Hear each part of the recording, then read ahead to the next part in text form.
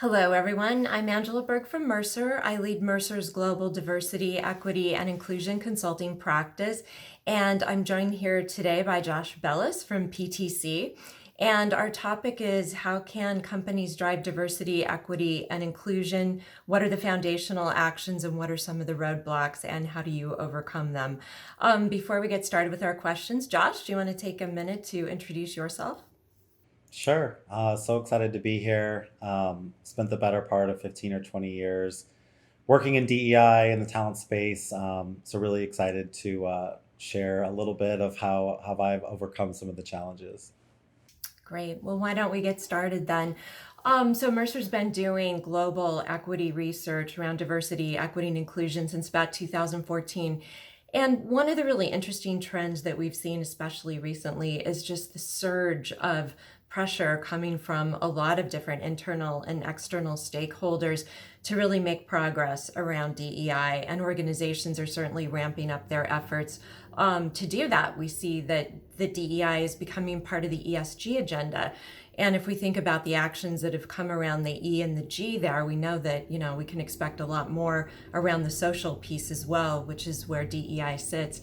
So, Josh, this is a big challenging agenda item for businesses. So my first question is to you, what are some of the trends that you're seeing in the DEI space and what are some of the specific challenges and opportunities that you think they're creating? You've been doing this for a long time, so love to get your perspective on that.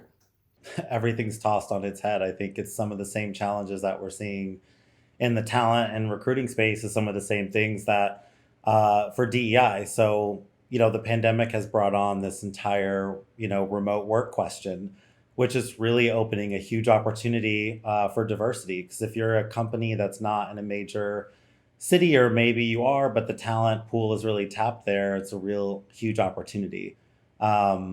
I'd say the other big thing is really around pay transparency. A lot of states like Colorado have put into place laws that, have companies like mine really thinking about our strategy across, the entire US and globally for that matter, in terms of, how we're putting out like how we pay employees and what that looks like. I think New York has got some new legislation around that transparency as well, and globally it's out there too.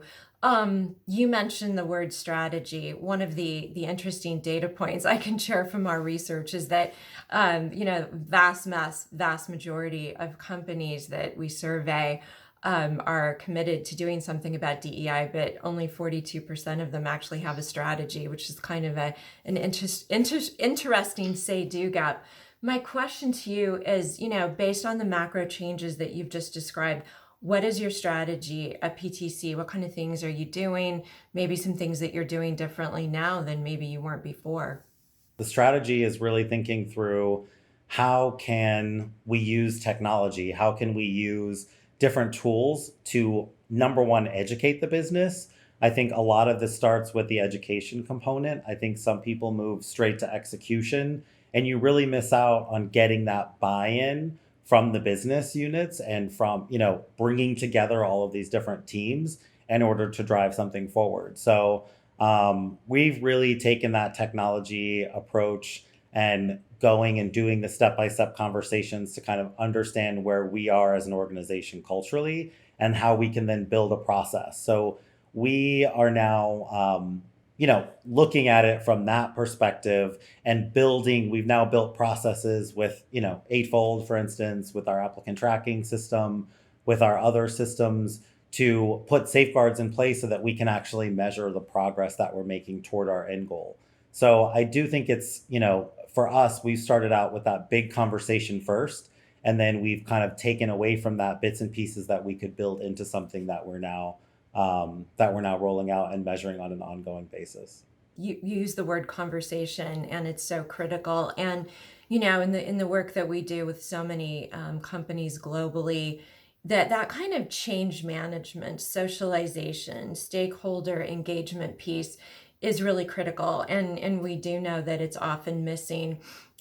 We think about and encourage organizations to think about DEI as a business capability, a fundamental business capability and to really, think about how other critical initiatives that you drive through your organization, how do you make those happen? And our point of view is that DEI should be the same. You should be developing it the same way. And obviously, conversations are a critical part of that.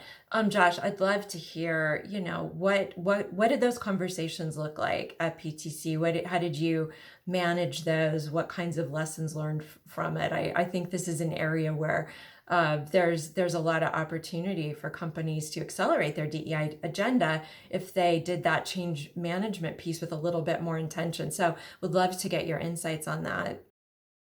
Yeah, I think, look, it starts with a data first approach. The business is used to looking at data and making decisions based on that. So this approach shouldn't be any different than that. And I think, sometimes there's a lot of finger pointing that starts out when it's like, well, we don't have a diverse company. Well, that must mean we have, racists in the company or something. But really, I think it's about understanding, what the data says. So from a talent perspective, just to give some concrete example, if I don't have the right level of diverse candidates coming into my talent pool from a top level, then I'm not going to see it go down through that funnel.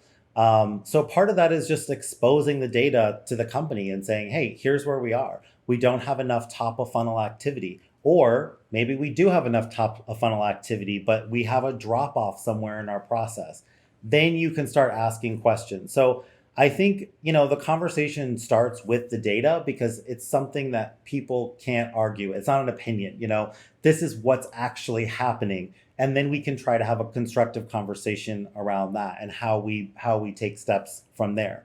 So I think, really, if you're not even at that point, which I know a lot of companies, they can't see into their top of funnel. They can't see what's happening there.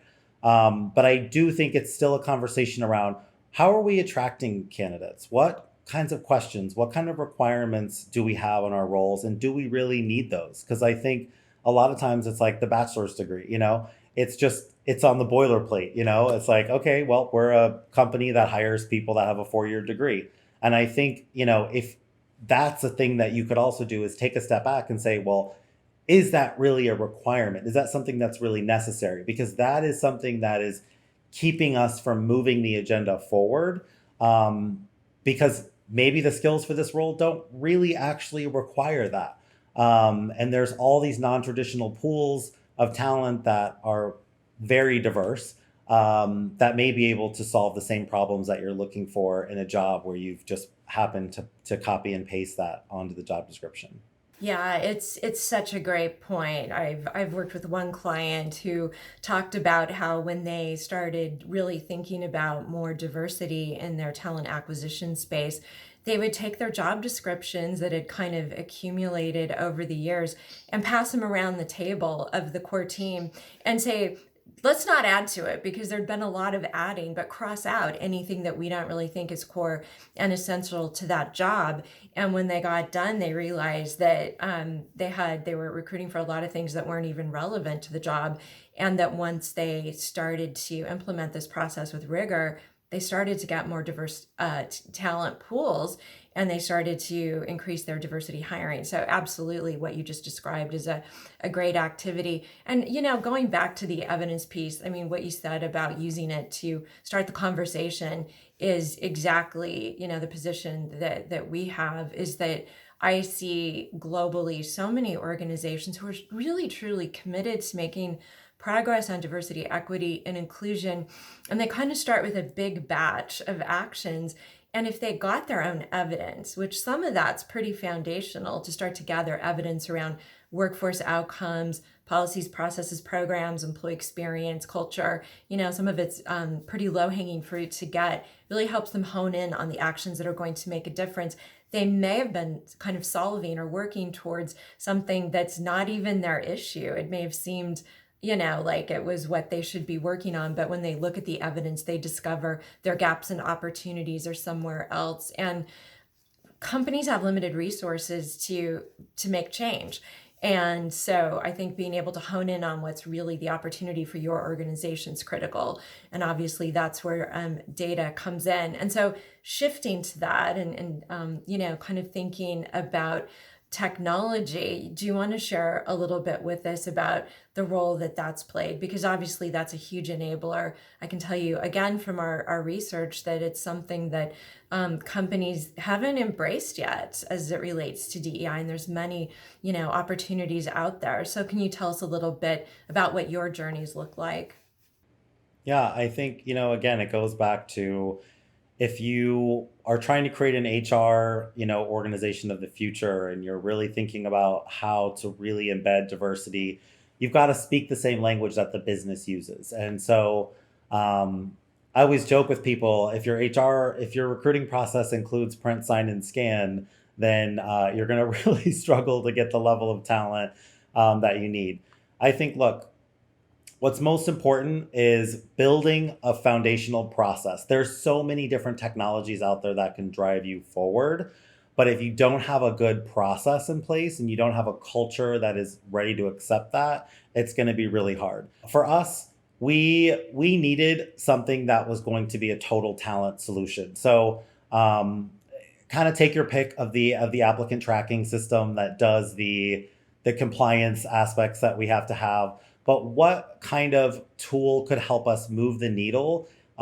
Yes, on DEI, but how do we do it in a meaningful way that includes talent externally that we're trying to attract? And how do we also hold on to those people internally? Because we know from a DEI standpoint, all these companies are setting these metrics of we want to be here.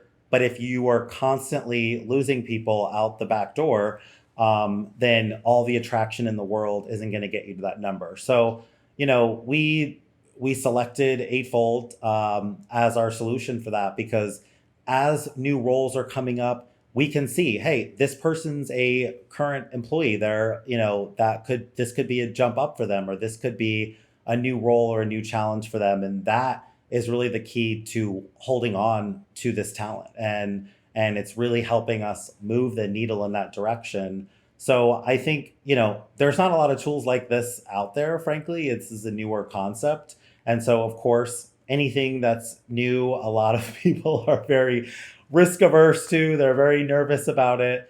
But I do think that, if the business is constantly on the cutting edge and all of the business processes that are supporting that and those functions, us in HR, finance, if we're lagging behind, it's going to be really hard for the business to trust us and to trust the strategy that we've built when our processes are and our technology that we're using is so out of date. So for me, it was essential to find a top-notch piece of technology to help us push the strategy forward and get the buy-in that we needed from the business.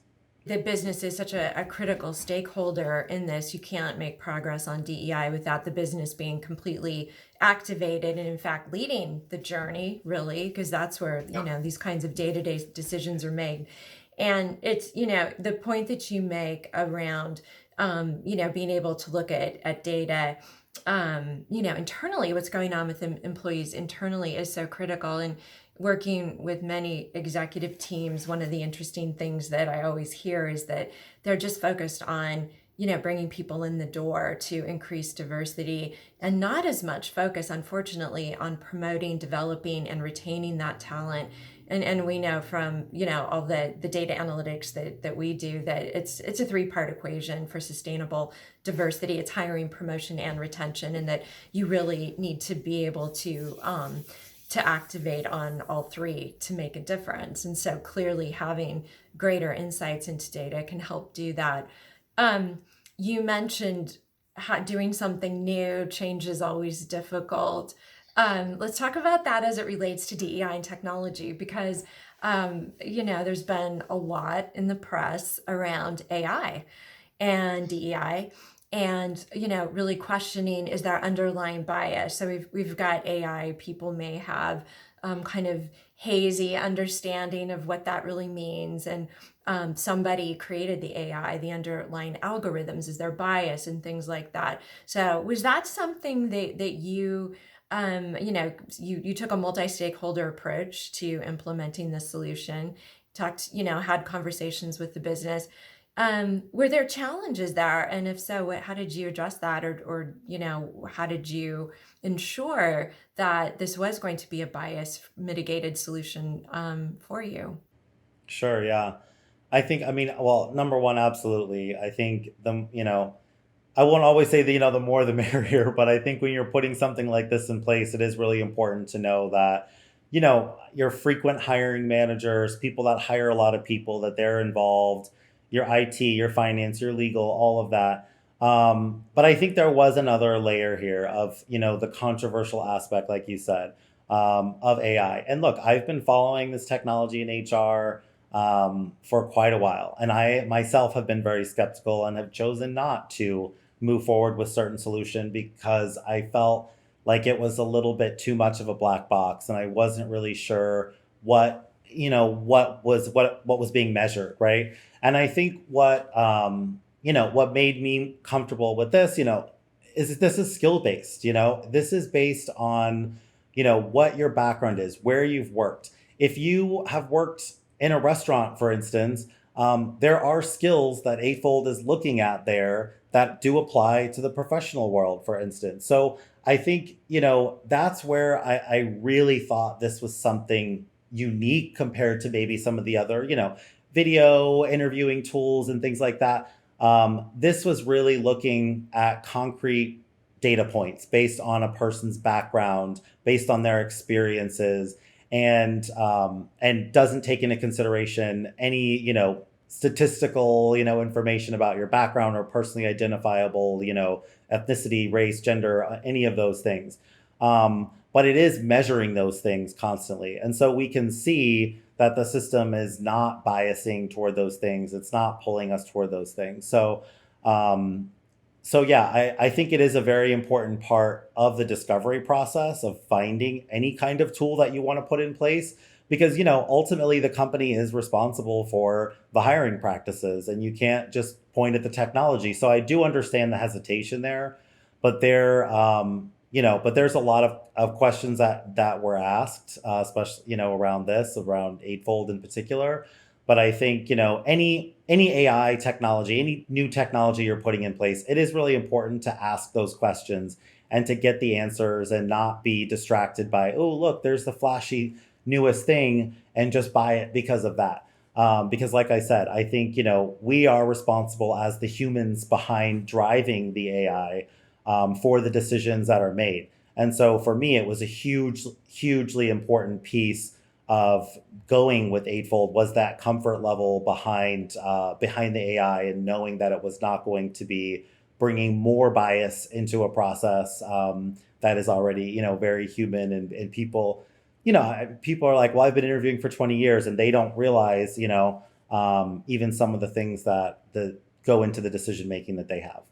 There's a number of things to follow up on. I'll just comment that the concept of kind of the skills-based economy, work without jobs, the fact that we're really, I loved your example of the restaurant example. I mean, people build skills in many different ways that can be translated. And when you think about the pressures on today's talent and unemployment being at historical lows. I mean, obviously it's a very tight talent market. And so being able to, kind of look beyond the traditional resume and look at skills and, there's wide benefits, obviously, to employers beyond that. Being able to support the DEI agenda is an incredibly powerful one, but it's obviously wider than that as well. You've talked about process a few times. What did the rollout look like in terms of, I mean, because, people will be using data in different ways to kind of make decisions and manage their people and their business. Can you talk a little bit about what kinds of actions you took? Sounds like, you reached out to many different stakeholders, engaged a lot of different people. What kind of, training or support did you offer and what does that look like ongoing?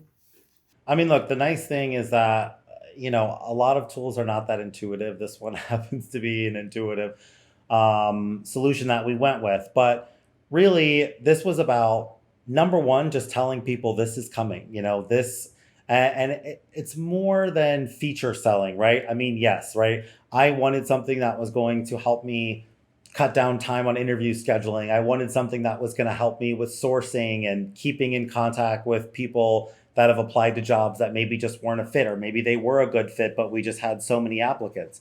But then so it's more about the high level, how is this technology going to help us drive forward a talent strategy? How are we going to hold on, the attrition factor? How are we going to keep people excited about growing their careers at our organization? So I do think it's about what is that story that is really important, that is really compelling for the whole organization. So we led with that this technology was going to help us with all from attraction through current employees, through all of that. It was going to help us build a true talent marketplace where we can put projects that actually help employees gain skills to get to the next level. So it was really going to be this like total package. And I think that's where you start.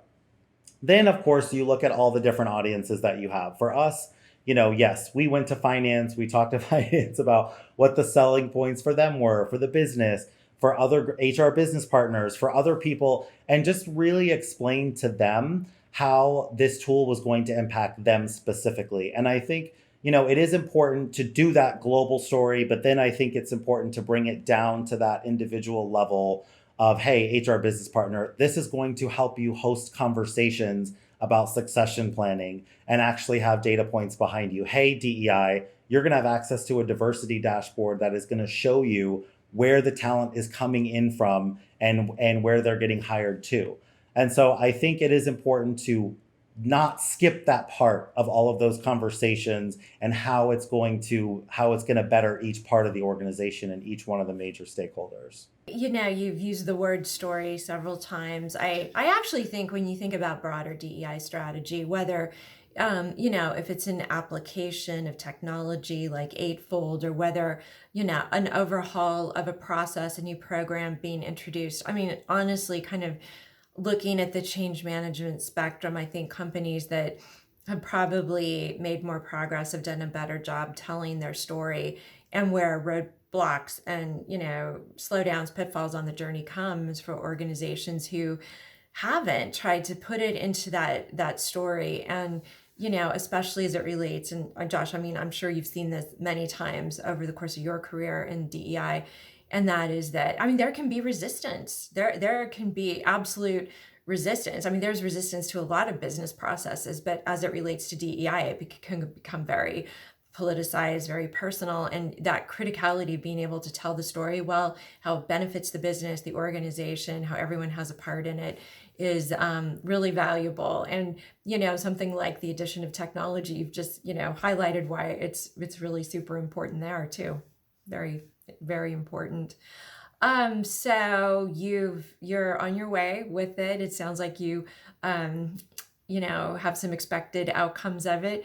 What's your kind of your crystal ball projection on where PTC is going with your DEI journey? Any kind of last thoughts on that as we wrap up today?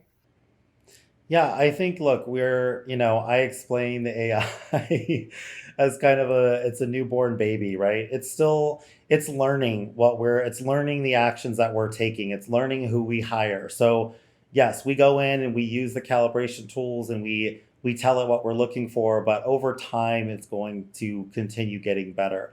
I think, the early results that we've seen have been tremendous. It really is cutting down on sourcing time. It really has helped us sort of take a lot of the administrative burden off the team, but also amplified the importance of diversity. It's helped our recruiters, stay away from things like going to LinkedIn and like looking and guessing at things, which are things that do happen. And when you have a great tool like this in place and you can look at things from an aggregate view, it's really helping recruiters even understand, wow, I really need to go back and I need to use some of our diverse partners and source, or hey, this is a really great opportunity for us to maybe take someone from a department they've been in for 5 years and maybe get them into another role and keep them excited about staying here. So I think the thing that it's done in very short time